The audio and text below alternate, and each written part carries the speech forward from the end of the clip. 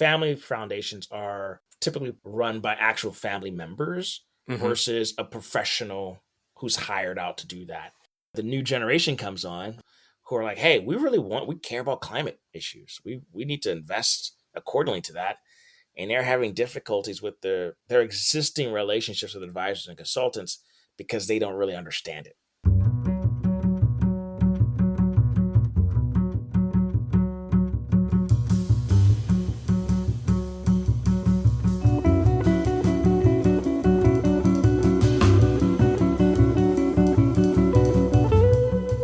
Hello, welcome to Money Honestly. I'm Lionel Foster.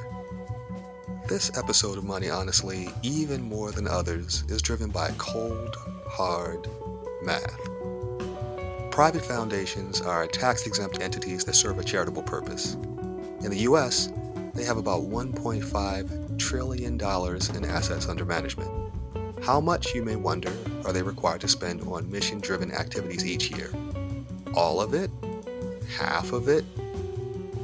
The answer is 5% annually.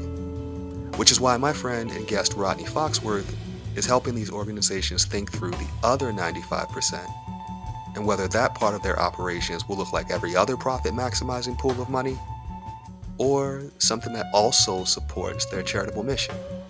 All right, here's Rodney. Rodney Foxworth, welcome to Money Honestly. Thanks for making time. Happy to do it, man. Happy to do it. So first I want to say happy birthday. Thank you, sir. Thank you, sir. You and I have known each other for quite some time. Your birthday celebrations used to be known across multiple states. It was an event, but I get the sense that you might be more tame now. How'd you celebrate? Much more tame. No more Fox Fest, unfortunately. That got retired probably around the time I turned 30. But you're right. People from Pennsylvania, New York, New Jersey, Massachusetts, most of the East Coast, but some folks from the West Coast as well would come to Fox Fest. No, it was very low key. It was really good, though. Really good. I got to see the comedian Josh Johnson. He was in Baltimore on Sunday, June 15th. I know he was in D.C. the night before. So that was really great. Had great dinner. It was also Pride in Baltimore. A lot of festivities happening in Baltimore to honor my birth and also, I guess, Father's Day. Well, it sounds like fun, but tame and responsible. I'm only mildly disappointed, but it's probably better for your liver.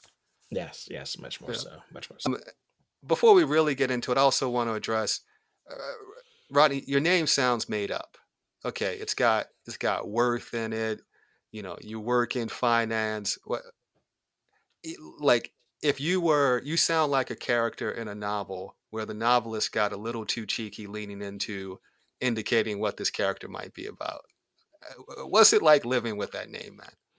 It's really funny because someone that you and I both know many years ago, probably around the time that you and I first met, Dr. Freeman Rabowski III, previously the president of University of Maryland, Baltimore County, otherwise known as UMBC, someone who was Time 100, just remarkable human being.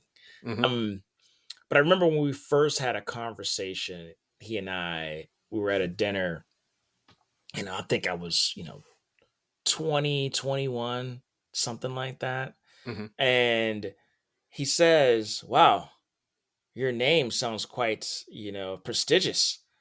And I said, well, this is coming from Dr. Freeman Rabowski III. And he paused and said, that's a great point.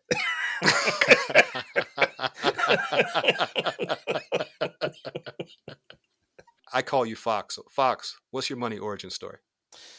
Whew, I wish it was earlier, in my life. But I guess the way I was, the way that I sort of encountered sort of money was from afar. It wasn't something that was discussed in the household I grew up in. It was felt in the sense that it seemed precarious at times. And so my relationship with money really didn't probably come into fruition until I want to say 14, 15. And that's when I was in high school at the illustrious Baltimore City College High School. Go Knights. Go Knights. And it really became because funny. I mean, I tell this story to folks, but like, my money story, my money origin story is very much my entrepreneurial origin story too. When I realized, just to be clear, I was just a young man trying to earn some extra cash, right? Some discretionary income for himself. And, before fantasy football, fantasy sports in general, all that sort of stuff, a group of my friends, we effectively had a fantasy sports league. Hmm. Some might call it sports betting, but, it was fantasy football, fantasy baseball, etc. And I bring it up because it was interesting to see like how a group of young guys, like 14 to 17, 18 years old, would be able to scrap together a couple of dollars to say, Allen Iverson is going to do X, Y, and Z, and I effectively kind of became like, just being responsible for, oh, how's this money moving? How much do we need to have to be able to pay out for folks that are participating? And then I started doing things like I convinced my parents to let me buy a laptop that allowed me to burn CDs. That's right, kids. CDs, they were a thing that existed. And what you could do with this magical technology is you could like duplicate the hottest new thing, right? And I was able to just sort of like make some money from that. I bring this up because one, it's a kind of funny story, but it's also just like, I I entered the money origin from like an entrepreneurial perspective. Hmm. Because I didn't, I was sort of like, how can I earn some income? How can I do it in a fun way? How can I be enterprising? Right. It wasn't until even after college, I'd say, or actually in college where I started to connect with people whose parents were investment bankers or Hmm. hedge fund managers or estate attorneys, these things I had never heard of, right? Yep. That understood, oh, money begets more money if done wisely. And the whole So you're in enterprise around it. college when that starts to sink in. Yeah, and I always say starts to sink in is the key point. It's not like it's sunk in, but it Yeah. start to sink in because it was the first time where honestly I was surrounded by some people who they openly spoke about money.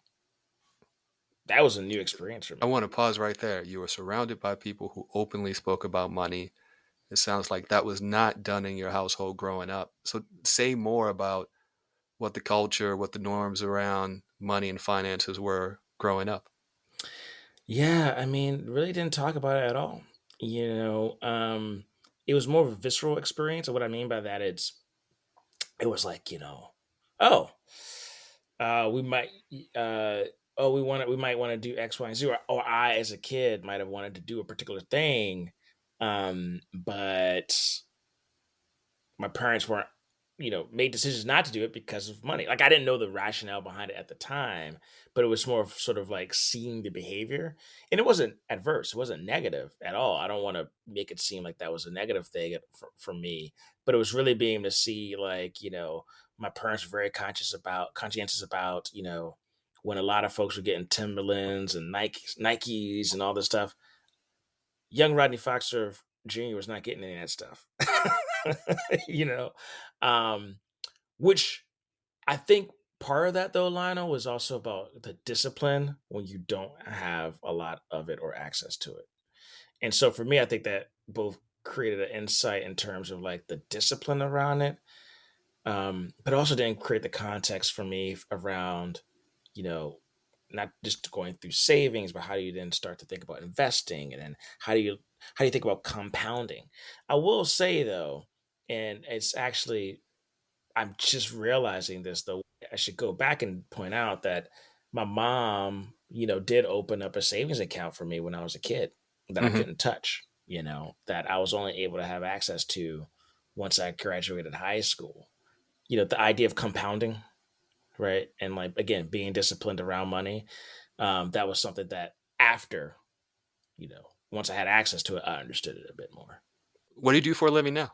I actually run with a couple of partners, business partners, a small firm called Worthmore. which is actually a slight combination of my name, Foxworth, last name Foxworth, with my founding partner's last name Morelli. So it came to be Worthmore, which of course has a number of meanings, pertaining to what we strive to do. So we're a consulting and investment shop, a boutique.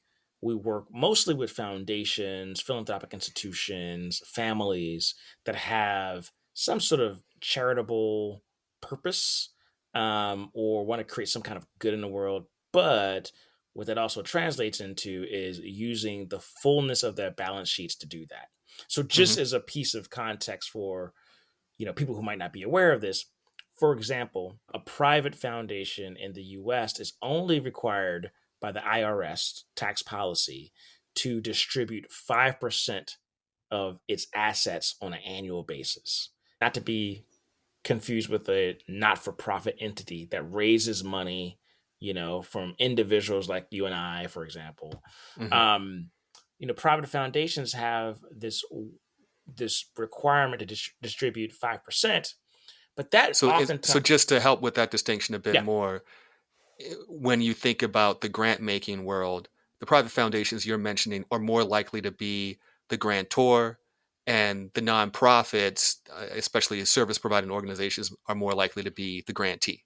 that's correct. That's right. That's right. Okay.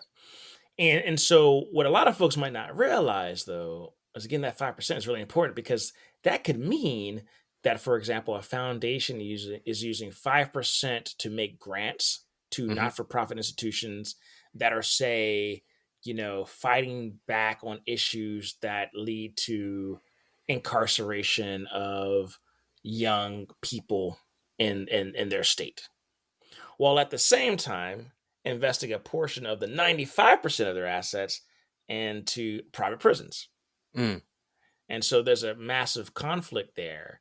And so what Worthmore does, one of the things that we do is we work with these entities, these private foundations, to also make sure that the 95%, or as much of that 95% as possible, is actually put to work in ways that preserve capital for them, might even grow capital for them, to grow their asset base, but most importantly, creates opportunities that are aligned with their mission, right? So, for example, if you're a private foundation that's focused on education issues, maybe you're investing into companies that are expanding educational opportunities, utilizing technology to make it easier for students that have difficulties in the classroom for a variety of reasons, make their learning experience much easier, Hmm. right?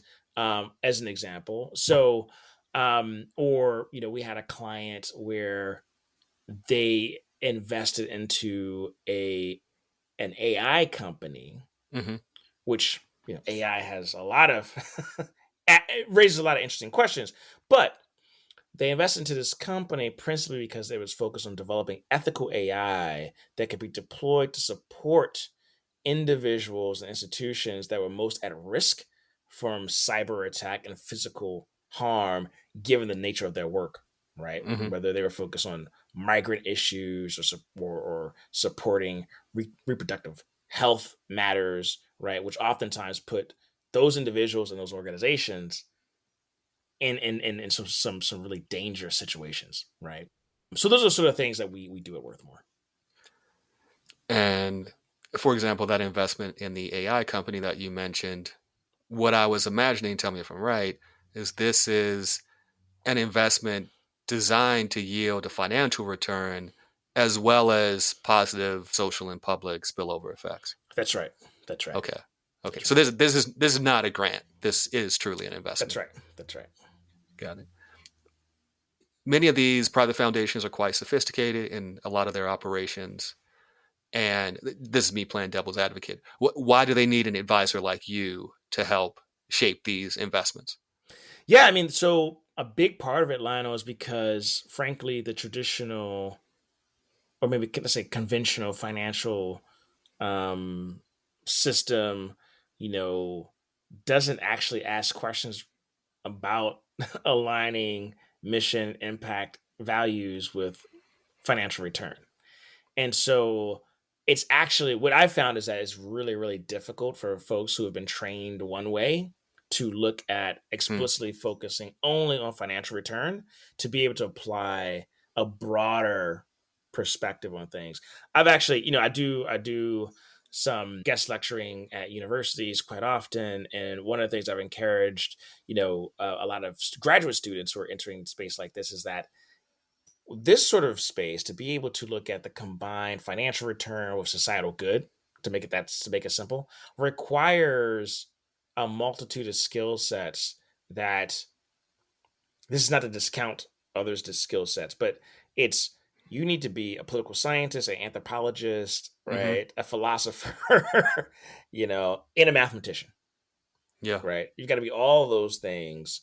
And a poet as well to make sense of the sort of complexities, right? And so I think where it comes into play for bringing in a Worthmore, and there's other many other folks that do similar work as we do.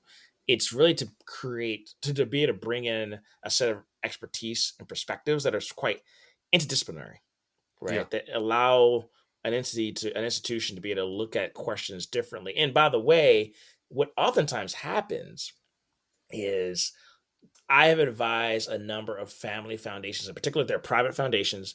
But the uniqueness about that is that typically family foundations are run by actual family members Hmm. versus a professional who's hired out to do that. And what that does often is that there's longstanding relationships with, say, an investment advisor or someone that they really have built decades of relationship with. And, the new generation comes on, right? The Generation X, the millennials, who are like, hey, we care about climate issues. We need to invest accordingly to that. And they're having difficulties with their existing relationships with advisors and consultants because they don't really understand it, Right. right? And so they come to a Worthmore to help them navigate that. Because just to be clear, we're not an investment advisor. We don't give specific investment advice pertaining to investments. We work on at the strategic level, Hmm. right? We help folks. We've actually supported folks identifying, bringing in investment advisors, right? So to be clear about that, as you know, these are regulated entities, right? These investment advisors, registered entities, SEC registered, mostly often the folks that we work with, actually all of them are. Um, and so we help those foundations identify the right people to come in. We qualify them effectively. We make sure that they're aligned with the strategy that we've put in place, etc. How do you get paid? Fee. We get paid a retainer fee typically. We have a few clients where it's project based, so it's once we get the deliverable done, very good. But we also have folks that we have on retainer. So Right. effectively, that means we get paid monthly, and to get into the details, we get paid monthly. We're also exploring. We have not yet done this yet, but we're exploring opportunities where we're effectively we'll be investing our own dollars into particular opportunities that we're really excited about. And so Hmm. we're exploring a couple of opportunities at this moment. Can't get into the details of that, but effectively we'll be putting our own money in and providing consulting services to these companies in the hopes that they will expand and grow. Yep. So I want you to help the audience understand the scale of the market that you're playing in. So, Mm, minimum 5% distribution of assets per year. You're going from you still care about the 5%, but you're really going after that 95%. That's part of the scale there. The types of clients you work with, private foundations, this could, potentially university pension funds, some of hmm which have many, many billions of dollars. How big is this market? So, if we were to look at the impact investing market, which is probably the best stand-in for it, Lionel, it's currently about $1.3 trillion. Is that Uh, US specifically? global. It's global. Global. Okay. Global. Yeah. So so many folks think it's a much larger market, which I believe it is because there's the way that it's qualified by the entities that qualify, to kind of pull together that data and how they Hmm. qualify things. But it just gives you a sense. And to be clear, you were talking about a market that started about 10 years ago. Wow. Right. So it's 10, 15 years ago. So it's a growing market.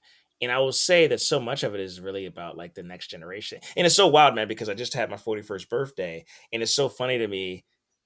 Funny not ha ha ha, but like, people our age, you and I, like we're still next gen within the financial context. Yeah. Right. Right. Yeah. Like from a financial wealth ownership perspective, from a global macro level, next gen, you could be, 50, right? And still be considered within that sort of transition of wealth and capital. So anyway, I say that to point out though that I see is actually growing because of the fact that it's really sort of been like the folks our age and maybe younger Gen Xers that have really been pushing this forward, right? And so we're just kind of, maybe in the second inning if you're a baseball fan, right? In terms of just like where things are with the market. Yeah. The transfer of assets from the baby boomer generation by bequest or otherwise, I've read is the largest transfer of wealth in the history of mankind. That's right. So that's where you're working right now. That's what you're advising. And what's really important about that too is it's not just the dollars and cents. It's also, as I was sharing earlier, there's a whole, as you know, Lionel, given your work, there's a whole set of infrastructure and ecosystems that prop up, and I say prop up not negatively, but sort of support the flow of Hmm. capital. Hmm. Attorneys, advisors, consultants, right? Custodians. And we often talk about the generational shift just in dollar and cents terms, but actually, I see the generational shift in terms of also lawyers, advisors, consultants, custodians. There's a shift that you know that class that I'm, as a consultant, almost mirroring back right to those who are going to become the holders of Yep. that wealth that's been transitioned, and because they want different things. Yep. That's just reality. They want something different. They don't want the same things as their grandparents, right? They don't want the same thing as their parents. They want different things. They want differentiated opportunities. They want to feel that there's at least enough values alignment, right, for them. And so that's something I don't think we talk enough about. Honestly, we Yeah. talk only about like the dollars and cents. Yeah. No, that's big. Also getting into kind of personnel, role, mindset, generational shift, something you touched on earlier, I want to come back to.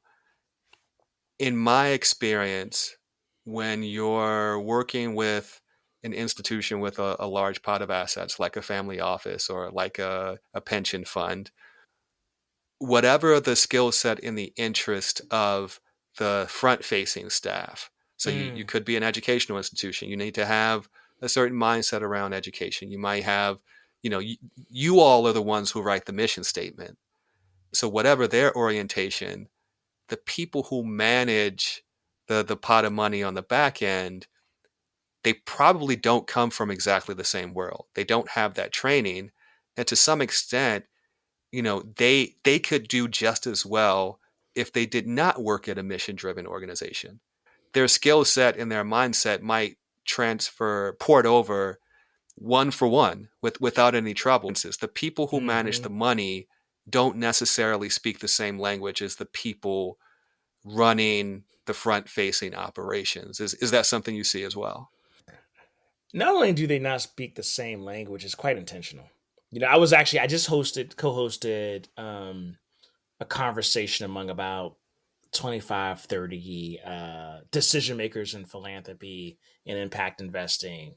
And on the philanthropy side, these are the folks who understand, who are, the investment officer, right? They're the folks who, Hmm. who are handling the money.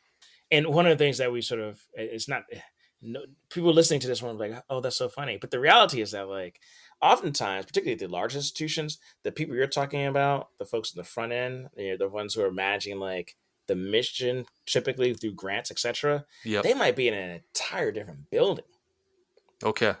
like, certainly on a different floor, and Yeah. like they don't go visit. Neither goes to visit the other, right? And that's typically how it works. And so a big part of this is why I said earlier, Lionel, where a lot of this does require like you had to be a political scientist and anthropologist as well, and a poet, because you have to be able to imagine something different. And it doesn't even have to be wildly different, Mm-hmm. right? But it's got to be a few degrees different, like a little shift.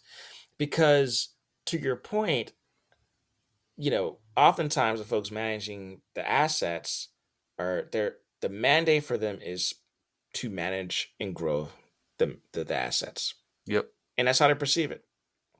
Like it's almost like an affront to them.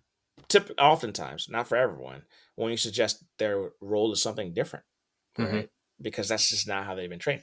And so, a lot of the work, honestly, that for Worthmore and others like us end up doing is anthropological, sociological, and in nature, almost journalistic, where we have to first you kind of make an assessment of the culture, the dynamics that are happening within this family office or this foundation, etc.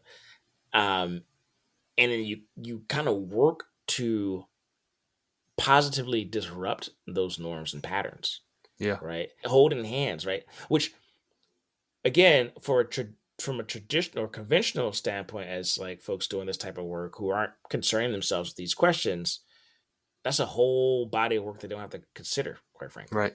right? Right. And so that's actually really important to be able to say, we just had a meeting with a client the other day where it's really clear, like the principal and the person responsible for managing the assets, they were so aligned, Lionel, but because they were coming from uh, different vantage points, right? The one responsible for actually managing the assets is like, well, I've got these compliance matters, I got IRS things to consider, I've got all these things. It's not that I'm not aligned with you from a mission perspective, but we have to resolve those questions too. But what we realized was that it seemed like they had been in tension probably for some time, Mm. unnecessarily. And so we come in and say, hey, actually, you're actually way more aligned than you think you are. Mm-hmm. But here's like a few steps that we have to take such that the person responsible for these assets can do it in response, manage them to meet the mission in a responsible way from the perspective of compliance, IRS, all these complicated things that you typically don't have to think about, right? Well, When you're just doing let's go conventional to where the stuff. rubber meets the road. I'm imagining a situation where you have someone in the chief investment officer's office, a member of her or his team, Mm-hmm. and someone like you is saying, I see what your investment strategy has been. I see what the board approved 2 years ago, and you're only 2 years into this 5 year cycle. You have your allocation plan, but here, Rodney and partners come in saying you should also consider this set of investments. They're going to be asking, okay, what are the comps? And basically, and one of the biggest questions are going to be comps is comparables. Like, what has the market said about the performance of this set of investments? What might we expect going forward? And then one of the biggest questions is going to be, Rodney, are you coming in here saying we should be happy with concessionary returns? Are you telling us that we should expect 200, 300, 400 basis points less than what we could otherwise achieve because you want us to do something that you claim is more aligned with the front facing mission of this organization? How do those conversations play out? Yes, it's a great question. And one part of it, as you were asking the question, I was thinking about it from this context too, is if you're coming to Worthmore or a firm like us, you've started to have some of those conversations. So Mm-hmm. I want to be clear. And I know you weren't framing it out this way, but just for folks listening and everything, Sure. just for clarity, it's not as though Worthmore's coming into a setting and saying, "Here's all the things you should be doing." Someone at the family office, the foundation, what have you. There's already been a set of conversations that are happening internally, right?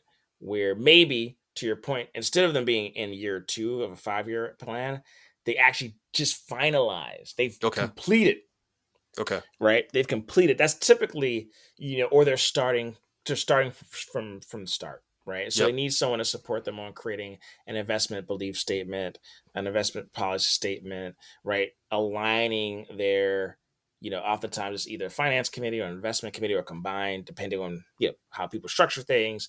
So we're working with that set of stakeholders. We're working with the principal, if it's a principal, or the senior executive, if it's a senior executive, like in combination to get to alignment. But it's an important piece because the reason why your conversation, sorry, your question is really important to this conversation is because I don't think one of the things I just don't think like a Worthmore could just come in and say you got to do X, Y, and Z. Mm-hmm. It's not going to work that way, right? And I see people try to do that, Yep. and I should say it can't work. I just think it limits the likelihood of success. Whereas maybe there's a series of questions that you can start off with, getting people to alignment. But again, when people come to Worthmore, they've already made some decision. Maybe it's even exploratory, Lionel. So let me Yep. answer it that way then. When it's exploratory, that means then people are asking those questions. Wow, do we need to consider that? Does this mean we're going to be concessionary, 100%, etc.? What does this mean? And to your point, raised a point about allocation. What oftentimes folks will do is set aside what is now being classified as sort of catalytic capital Mm-hmm. versus concessionary, and that means sort of like, but for this capital, it wouldn't happen, sort of thing. Mm-hmm. Mm-hmm. And so typically there's like an allocation of that, right? And then there's sort of, okay, let's explore opportunities in, okay, you have some concerns around liquidity. You've had a lot of years where you've maybe over allocated into PE, VC. Maybe there's some PE being fixed private equity. private equity, venture Yep. capital. Um, Maybe some opportunity now to explore private credit as an alternative, right? To kind of give you some balance and start having those conversations, but being really clear that I would say that almost, if they're not, I think everyone we've worked with has decided to have a catalytic allocation. So that's Yep. not 100%. It's a portion Yep. that they're saying, hey, you know what? We're going to allocate this towards things that, is going to have almost like have the highest degree of direct impact that we're looking for. But at the same time, will likely or potentially have less of a financial return. And then there's a spectrum that we walk folks through, right? And Okay. so there So are opportunities you just across the touched spectrum. on exactly what I was going to drill down a bit more. My question was going to be, do you inevitably have to sacrifice some amount of annual return, some amount of yield for the sake of supporting your mission? Yeah, I think, hmm, my inclination is to say yes, Lionel, because I'll give you an example. I oftentimes tell people, even on the catalytic side, it's not necessarily that this opportunity that you decide to invest into is not going to create significant financial returns. It's actually a question based on like, to whom does it go and for what Huh. purpose, Huh. right? So is it, there's an institution we haven't done work with. Well, we haven't done work with them through Worthmore, but in the past, through my prior organization, we did work with them where effectively this found private foundation, they made a determination where they made an investment into an affordable housing uh, project, but they made a determination based on like the fund manager, their strategy, where the fund manager wanted to make sure that like the renters could build up equity over time. Yeah. um, and that meant that the foundation that made the investment said, you know what, we're going to actually, a portion of what would have been returned to us, distribute that across, right, these low income, you know renters instead. So the foundation got less return, but if you stepped back from it, it was actually this. It was a market Yeah. competitive return. It's just Yeah. that they decided to Yeah. pre-distribute that to align with their mission, and that happens quite often. And so I think that's where sort of I say, when you ask the question, I would say yes, but there's an and to it, right? Because Mm-hmm. there's a lot of nuance to it. The other part I oftentimes have challenged folks around is that Most of the clients that we work with not likely able to participate in the best performing private equity and venture capital, Okay. right? And as you know, as a VC, it's you know there's a lot of there's a lot of variability Yes. in terms of returns. And the reason why I bring this up is that me and one of my business partners, we talk about this all the time, where you know that magical return benchmark that someone's looking at, and then they start looking at like the last 15 years of their portfolio. We see this all the time. And you're like, well, actually, you can get that from what you can get that same return because the returns you've been getting in those VC investments haven't been fantastic for you. Yep. You can actually get a similar return, maybe even better, from some of these opportunities that are intentionally trying to create positive impact for stakeholders that you care about, your mission to care about, right? Right. So part of that line was actually, I think, kind of sort of reframing for people a little bit, and that's where the Yep. poetry comes into play, right? Yeah. Right. That's where like sort of you're looking at it that you think you're assured that in 13, 14 years, right, your return on this in this fund is going to be X, when in reality it's probably going to be closer to Z, which is Mm. significantly less than X. um, and there's actually opportunities available to you where you can actually get the kind of impact that you're striving for and get a financial return that was going to be more likely that you're going to more likely get anyway, but you'll be able to get the impact too. In the case of the foundation that redirected some of the returns, it was owed to those lower income renters. I'm just imagining, depending on what that money enabled, did it help them get into their first house? Did it help avoid an eviction, which can be That's right. devastating, not just in the present, but intergenerationally? That it's making me think differently about the social return and its much more direct sometimes relationship to a financial return, and how, yeah, maybe we should think of those two things combined much more frequently. Just 2 weeks ago or so, when I was co-hosting that event with 30 or so investment managers and foundation folks that care about impact, there was an investment manager that pointed out, and the exact example that you noted, Lionel, in terms of what are the social impacts, the positive impacts of someone being able to have equity to purchase their first home, to be able to not get evicted. um that investment manager is pointing out how they're starting to, with their clients, really elevate those narratives as well, and sort of putting them at the same level as financial return, right? Saying, if you make this investment, you'll be able to support 100 households from not getting evicted. You'll be able to help 25 families purchase their first home. That's a financial return as well. It just doesn't come back to you, right? What are your plans for Worthmore? Where do you want to take it? Honestly, I would love for us to sort of be, you know, a as I shared with you earlier, this transition of generation in terms of wealth.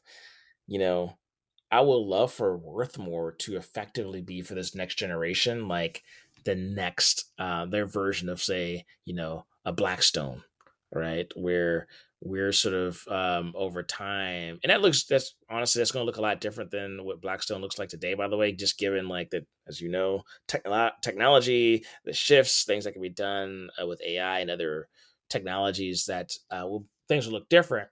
But yeah, we really want to be able to be the go to for institutions, families, wealthy families. And at some point, though, Lionel, this is actually important. We are currently only working with, for all sorts of reasons, foundations, family offices, etc. But man, we would love to be able to create investment solutions for everyday households, where they are both being able to create opportunity in their locale or in areas that they care deeply about, and get a financial return. That's something I have not seen scaled yet, and that's something we'd love to be able to do. How can people learn more about what you're doing? Folks can look us up at worthmore.co. So that's worthmore.co. We actually do have a Substack newsletter that we do a lot of writing on, where people can find out about a lot of things that we're working on, but also ideas that we're putting out there as well. So you can go to Substack and look us up on Worthmore, but you'll be able to find it via the website as well. That's a good way for folks to get caught up on what Worthmore's up to. Is there anything you would like to share that I did not ask about? I think the one thing that I wanted to convey, those just more broadly and more generally, is that as someone who got a later start than I would have wanted to in my money story, my money origin, my relationship with money, and I'm sure this is true with many folks, is still in development. Right. And I think that's totally okay. And I also just encourage people to have conversations with folks that they trust, and be able to have those dialogues, because it's not as frightening as folks might want you to believe it to be. It can actually be very enriching, no pun intended, but enriching from an experience perspective, to be able to engage in these types of conversations. So I appreciate you for hosting this kind of platform, man. So thank you for it. Music for Money Honestly is courtesy of bassist, composer, and bandleader Chris Fun. It's his song Wish from the album Corner Store. Money Honestly has a newsletter now. I didn't get too creative with the title. It's called The Honest Newsletter, but it's good. You can sign up at lionelfoster.com.